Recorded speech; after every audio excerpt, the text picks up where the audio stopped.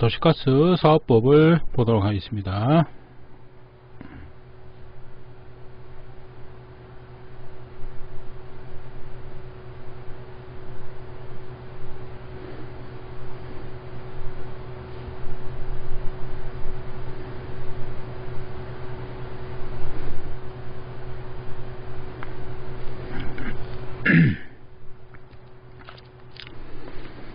도시가스 사업법을 보도록 하겠습니다. 자, 용어의 뜻이 나오는데요.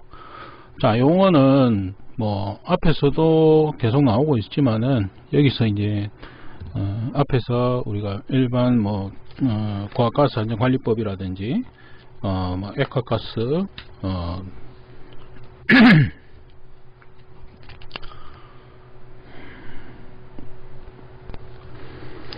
자, 도시가스 사업법이 되겠습니다.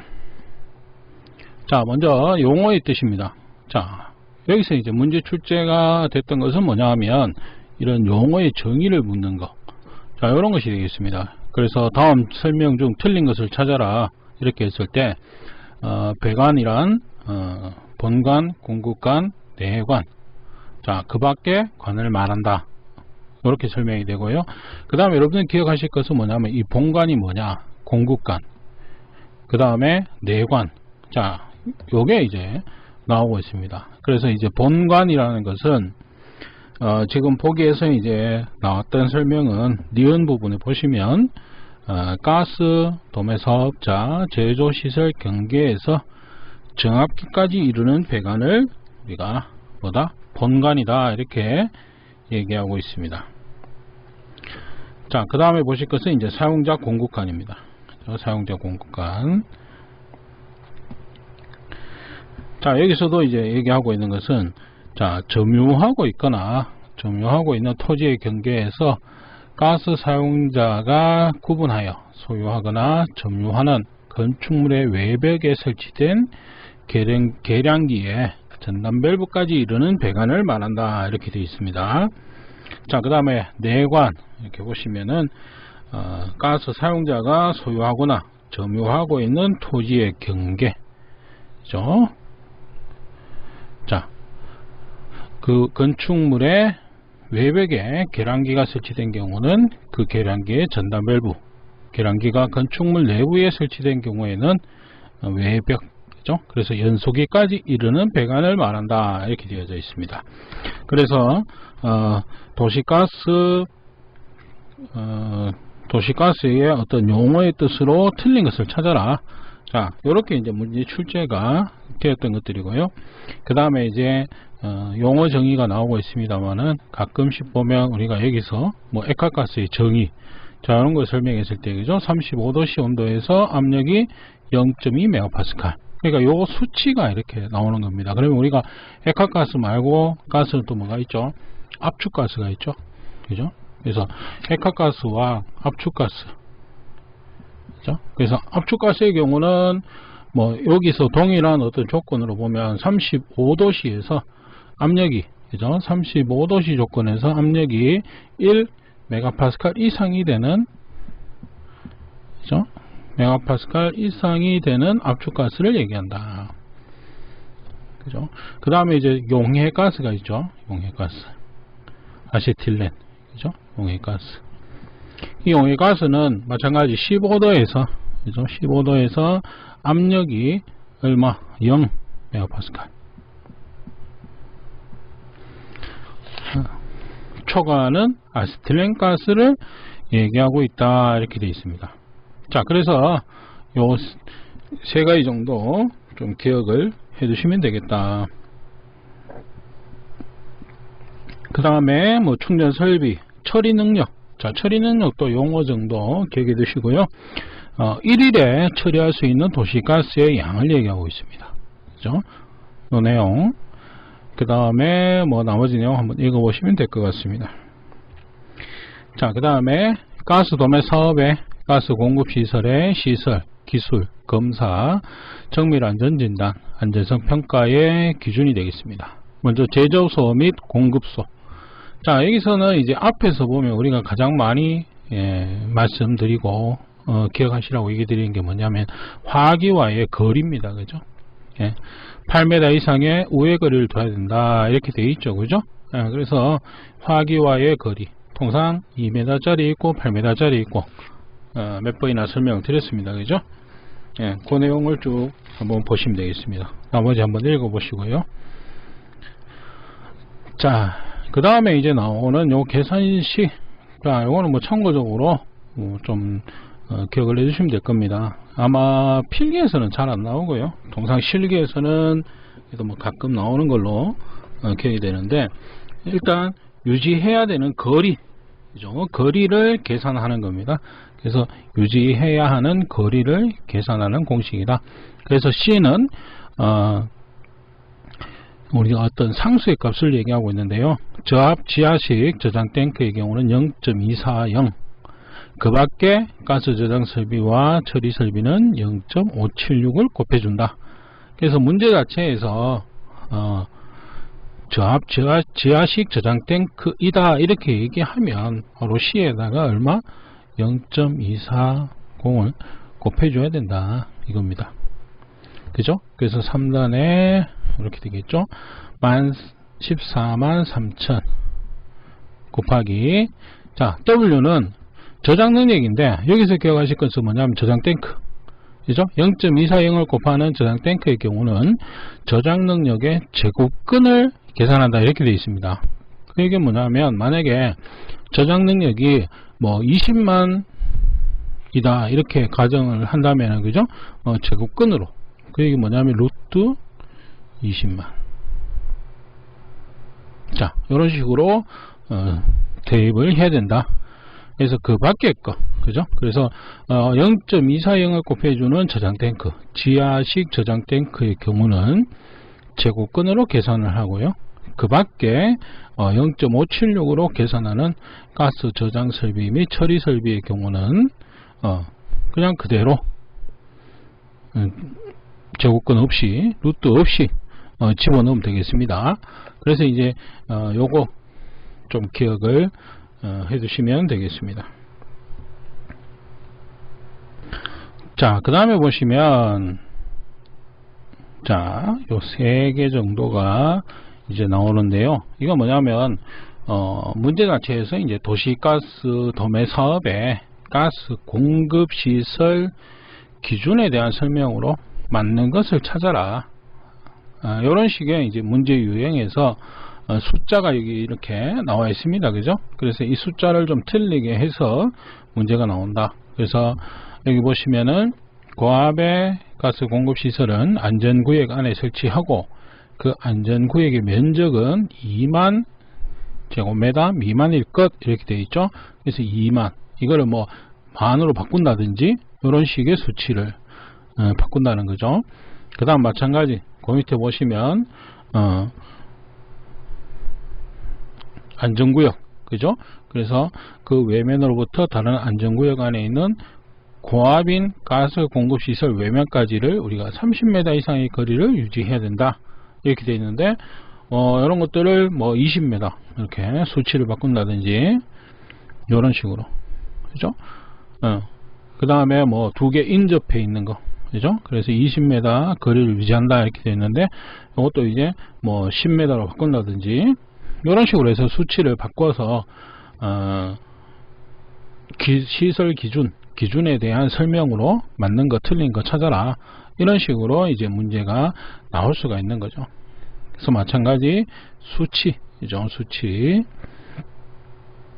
이런 거 좀 받으시면 되겠습니다.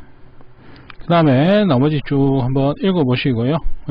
제가 따로 뭐 내진 설계 이런 경우는 실제로 내진 설계 이거는 뭐 우리가 제가 보니까 필기보다도 이제 뭐 실기 쪽에서 문제가 좀 자주 나오는 편이더라고요.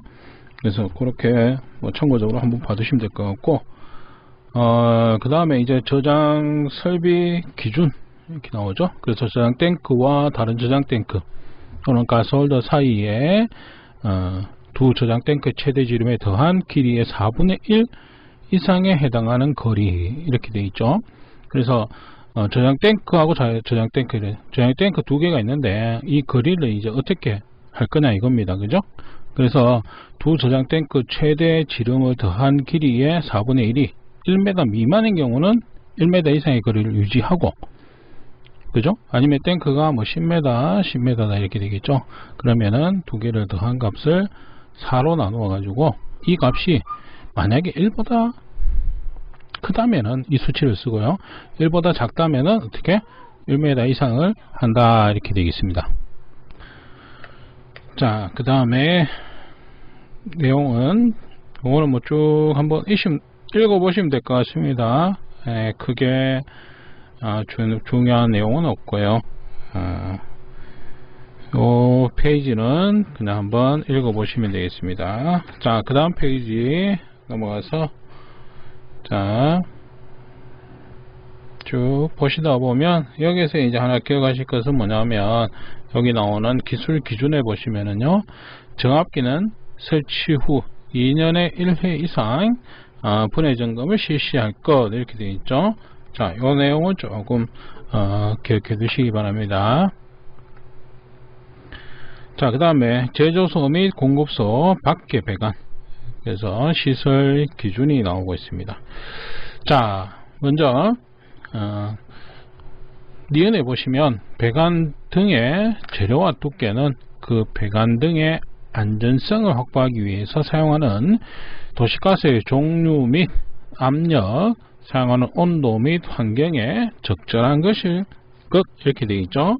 그래서 배관은 도시가스의 종류, 압력을 견뎌야 되고, 온도, 그 다음에 뭐 땅에 묻어야 되니까, 그죠? 그런 환경에 적절한 것을 써야 된다. 자, 그 다음에 뭐 안전성이 있는 것, 그죠? 안전성이 있는 것으로 하고, 지진의 영향으로부터 안전한 구조일 것 이렇게 되어 있습니다. 이거 뭐냐면 이제 배관에 대한 설명을 쭉 하고 있는 겁니다. 그래서 도시가스 배관에 대해서 뭐 설명으로 틀린 것을 찾아라 이런 내용이 있죠. 통상 그런 내용이 이제 보기에서 말씀드린 내용이 이제 보기에서 나오는 겁니다.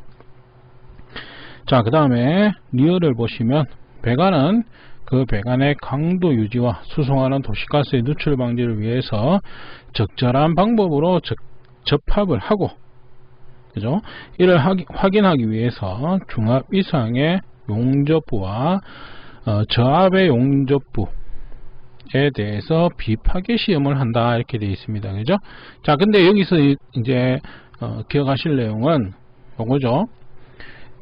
도시가스용 폴리에틸렌과는 제외 이렇게 되어 있죠. 그죠? 그죠? 그래서 비파괴 시험을 하는 배관이 아닌 것은, 자, 요렇게 이제 나오기도 합니다. 그래서 중압 이상의 용접부와 저압의 용접부에 대해서 비파괴 시험을 하는데, 중압 이상의 배관에서는 뭐냐? 도시가스용 폴리에틸렌과는 제외된다 이렇게 되고요.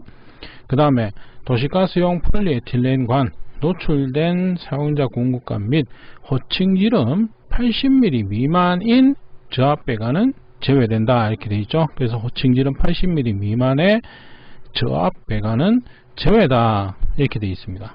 그래서 비파괴 시험을 해야 되는데, 비파괴 시험을 제외할 수 있는 배관은 어떤 배관이냐, 이제 그렇게 찾는 문제가 여기서 이제 나올 수가 있습니다. 자, 그 다음에 이제 배관은 당연히 뭐 신축 흡수하는 조치를 해야 할 것 이런 내용이 되겠죠. 그 다음에 절연 물질, 절연 물질을 삽입할 것, 자, 뭐 이런 내용입니다. 자, 그 다음에 이제 나오는 수치 이렇게 보시면, 배관을 우리가 매설하는 경우에 대해서, 그죠? 매설하는 경우에 우리가 환경에 대해서 얘기를 하고 있습니다. 자, 매설 깊이나 설치 간격을 유지할 것 이렇게 되어 있죠. 그래서 산이나 들에서는 1m 이상, 그 밖의 지역에서는 1.2m 이상 이렇게 되어 있습니다. 자, 이 수치 기억을 해 두셔야 되겠습니다. 자, 그 다음에 배관의 외면으로부터 도로의 경계까지 수평거리 1m 이상, 도로 밑에 다른 시설물과는 0.3m 이상 이렇게 되어 있습니다. 그래서 뭐 이게 이런 수치들 그대로 이제 문제가 나오는 겁니다. 그래서 수치 자체를 여러분들이 좀 기억을 해 두셔야 된다. 마찬가지로 그 다음 페이지 보시면은요, 배관을 C가지의 도로 노면 밑에 매설하는 경우에는 노면으로부터 배관의 외면까지 1.5m 이상 이렇게 되어 있죠. 다만 방호 구조물 안에 설치하는 경우는 방호 구조물 외면까지 1.2m 이상 이렇게 되어 있습니다. 그죠? 그래서 1.5m. 마찬가지 도로 노면 밑에 매설하는 경우에 노면으로부터 외면까지 1.2m 이상 이렇게 되어 있죠. 그죠? 그래서 뭐 이 정도까지 수치 조금 기억을 해 두셔야 된다. 자, 그 밑에도 뭐 나오기도 합니다만은 쭉 한번 읽어 보시면 되고, 그 다음에 또 특히 시험에 나오는 수치 요겁니다. 철도 부지에 매설하는 경우 이렇게 되겠습니다. 배관의 외면으로부터 궤도 중심까지 4m 이상입니다. 자, 뭐 궤도가 이렇게, 그러니까 철길이 이렇게 있으면, 그죠? 이 간격을 얘기를 하고 있습니다. 4m 이상. 그 다음에 그 철도 부지 경계까지는 1m 이상의 거리를 유지한다 이렇게 되어 있죠. 그래서 4m 이상이라는 수치, 그죠? 철도 부지 이렇게 나오는 겁니다.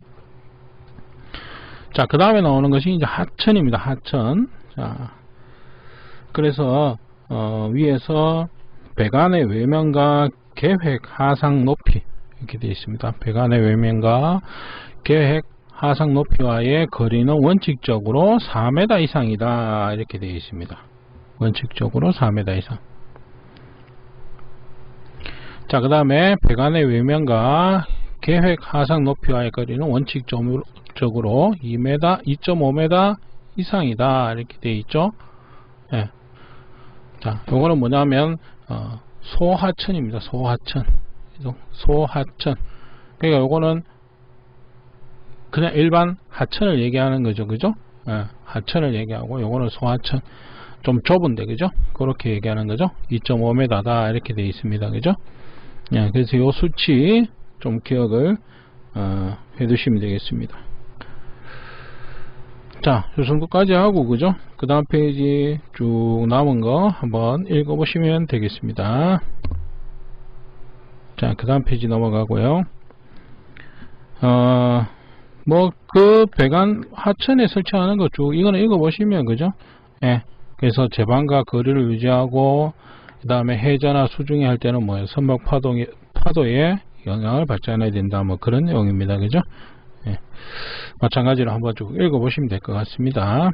자, 그 다음에 가스용 폴리에틸렌과는 노출 배관으로 사용하지 아니할 것 이렇게 되어 있습니다. 그죠?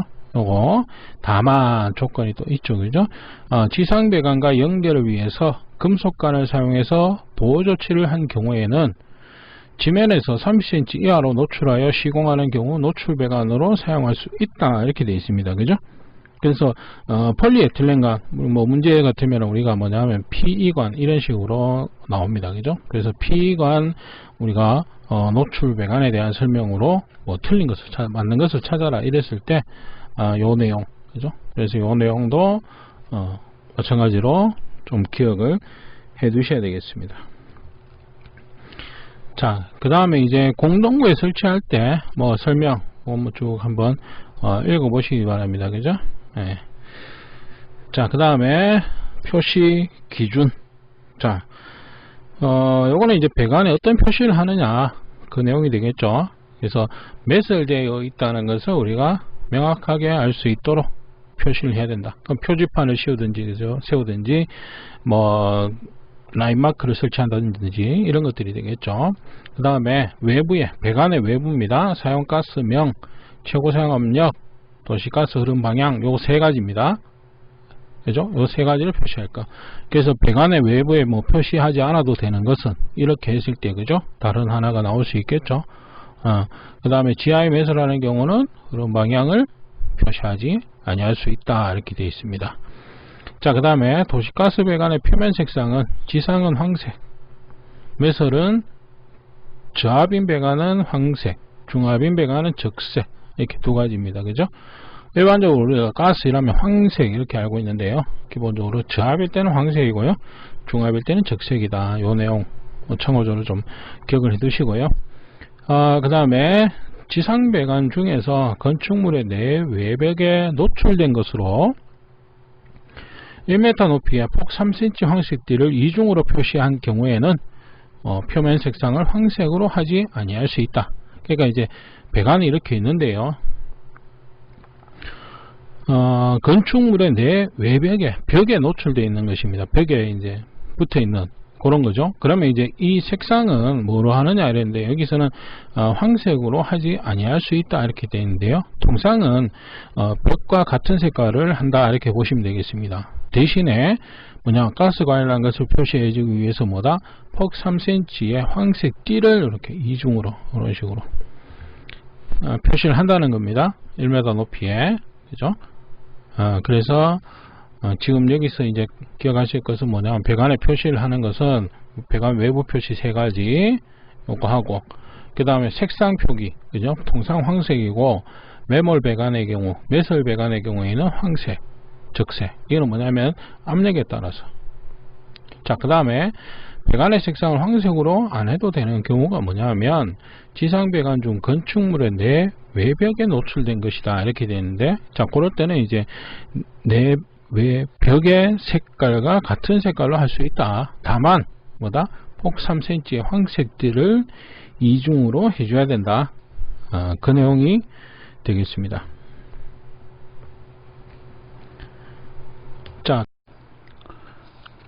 자 4번에 일반 도시가스 사업의 가스 공급시설의 시설 기술 검사 기준이 되겠습니다.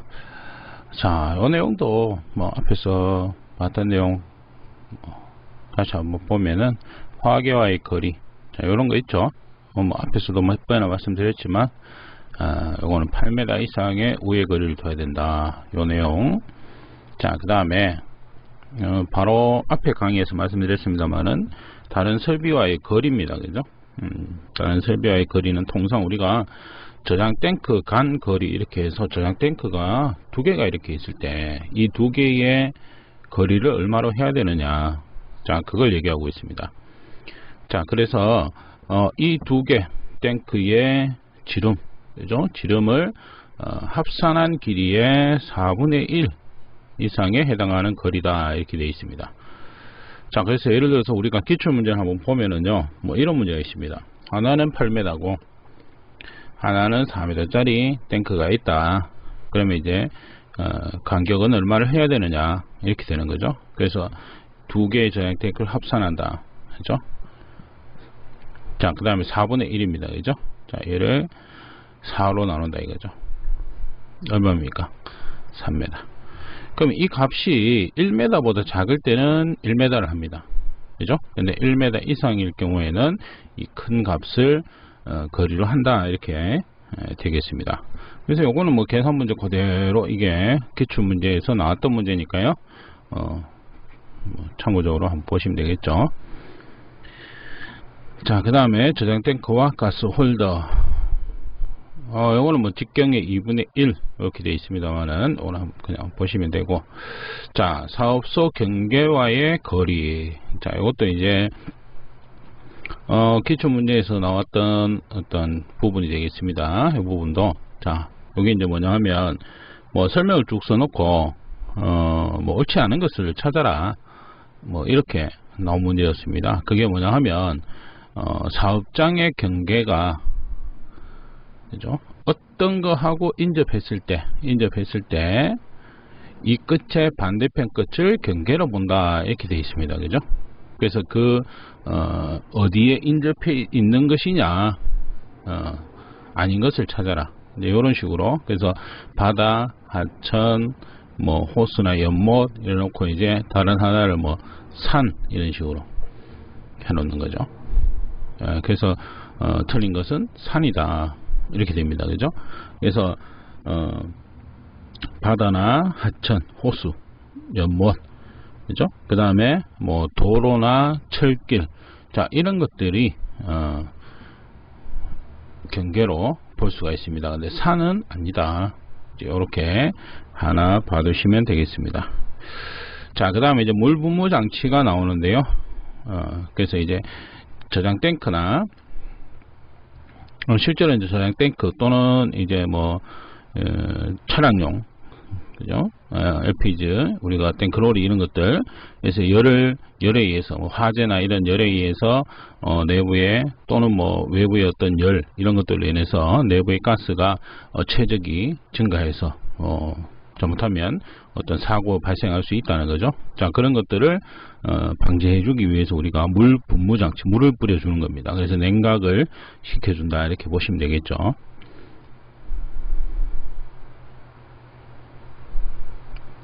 자, 그래서 그 다음 페이지 한번 보시면은요, 여기서는 크게 이제 요 내용 정도만 조금 기억해 주시면 됩니다.